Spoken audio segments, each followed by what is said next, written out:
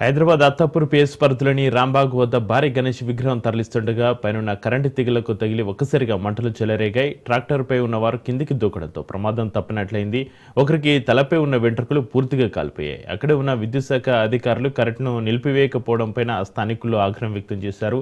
మాకు పైనుంచి ఆదేశాలు లేవంటూ కరెంటు బంద్ చేయకపోవడంతో ఈ ఘటనకు దారితీసిందని బాధితులు తెలిపారు. మరికొంచెమైతే ప్రాణాలు పోయేవని స్థానికులు తెలిపారు.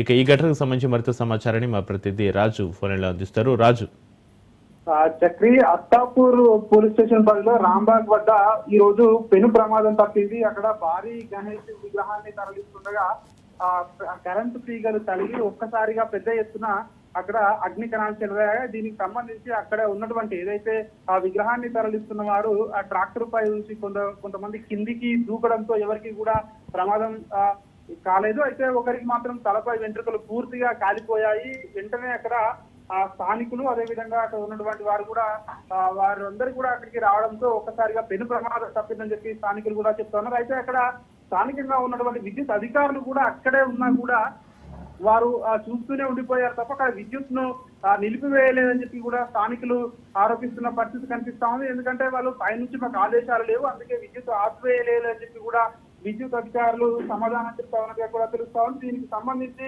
అక్కడ కరెంటును బంద్ చేస్తే ఎటువంటి ప్రమాదం కూడా జరగకపోయేదని చెప్పి కూడా అక్కడ స్థానికులు చెప్తా ఉన్నారు. ఇటీవల ఇట్లాంటి ప్రమాదాలు రాష్ట్ర వ్యాప్తంగా కూడా చాలా వరకు చోటు చేసుకుంటున్నటువంటి పరిస్థితి కనిపిస్తా ఉంది. మనం చూస్తా ఉన్నాము భారీ గణనాథులను ఇక్కడికి తరలిస్తున్న క్రమంలో చాలా వరకు కూడా విద్యుత్ తీగలు తగిలి చాలా మంది ప్రాణాలు కోల్పోతున్నటువంటి పరిస్థితి కనిపిస్తా ఉంది. ఈ నేపథ్యంలోనే అప్రమత్తంగా ఉండవలసినటువంటి విద్యుత్ అధికారులు కానివచ్చు, నిర్వాహకులు కానివచ్చు, సో ఈ విషయంలో మాత్రం మరి ఎందుకు నిర్లక్ష్యం చేశారు అని చెప్పేసి కూడా ఆరోపణలు అయితే వినిపిస్తా ఉన్నాయి. అక్కడ ఉన్నటువంటి విద్యుత్ అధికారుల తీరుపై అయితే స్థానికులు అయితే ఆగ్రహం వ్యక్తం చేస్తా ఉన్నారు. వాళ్ళ ప్రాణాలు పోతే ఎవరు బాధ్యులు అని చెప్పి కూడా ప్రశ్నిస్తున్నటువంటి పరిస్థితి కనిపిస్తా ఉంది. కానీ విద్యుత్ అధికారులు మాత్రం మాకు పైనుండి ఆదేశాలు లేవు, ఆదేశాలు ఉంటేనే మేము విద్యుత్ ఆఫ్ చేస్తామని చెప్పి కూడా వాళ్ళైతే నిర్లక్ష్యంగా సమాధానం చెప్తా ఉన్నారని చెప్పి వాళ్ళపైన ఆరోపణలు అయితే వినిపిస్తా ఉన్నాయి. ప్రధానంగా భారీ గణనాథులు చెప్పిన ఏదైతే తరలిస్తున్న విషయంలో మరి విద్యుత్ అధికారులకు సమాచారం ఇవ్వలేదా, లేదంటే వారు నిర్లక్ష్యంగా వ్యవహరించారా అన్న విషయం అయితే ఇంకా కూడా ఒక స్పష్టత అయితే లేదు. మొత్తానికైతే ఈ యొక్క